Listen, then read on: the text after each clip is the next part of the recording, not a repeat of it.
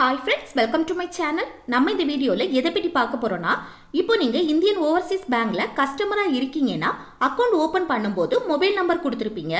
அந்த மொபைல் நம்பரை உங்க ஏதாவது பர்பஸ்க்காக சேஞ்ச் பண்ணணும்னு நினைச்சீங்கன்னா ஃபார்ம் ஃபில் பண்ணி கொடுக்கணும். அந்த ஃபார்மை தான் ஃபில் பண்றது எப்படின்னு தான் நம்ம இந்த வீடியோல பார்க்க போறோம். ஃப்ரெண்ட்ஸ், ஃபர்ஸ்ட் டைம் நம்ம சேனலை பார்க்குறீங்கன்னா சப்ஸ்கிரைப் பண்ணுங்க. இந்த வீடியோ உங்களுக்கு பிடிச்சிருந்துன்னா லைக் பண்ணுங்க. ஓகே, இந்த வீடியோக்குள்ள போகலாம். உங்களுக்கு மொபைல் நம்பர் சேஞ்ச் பண்ணணும்னா இந்த கஸ்டமர் ரிக்வெஸ்ட் ஃபார்மை தான் ஃபில் பண்ணி கொடுக்கணும். இந்த ஃபார்மில் ஃபஸ்ட்டு பாருங்கள் டேட்டு, என்னைக்கு இந்த ஃபார்ம் ஃபில் பண்ணி கொடுக்குறீங்களோ அன்னைக்குள்ள டேட்டை ஃபில் பண்ணிக்கோங்க. அப்புறம் இதில் பிரான்ச் நேம் இல்லைன்னா பிரான்ச் நேமை என்டர் பண்ணிக்கோங்க. அப்புறம் நேம், இதில் உங்கள் நேமை என்டர் பண்ணிக்கோங்க.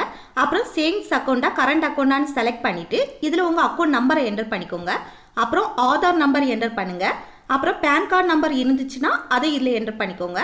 அப்புறம் மொபைல் நம்பர் இப்போ சேஞ்ச் பண்ணணும்னா இதில் மொபைல் நம்பர் தேவை கிடையாது. அப்புறம் உங்களுக்கு இமெயில் ஐடி இருந்துச்சுன்னா அதை இதில் என்டர் பண்ணிக்கோங்க. அப்புறம் அட்ரஸ், இதில் உங்கள் அட்ரஸை என்டர் பண்ணுங்கள்.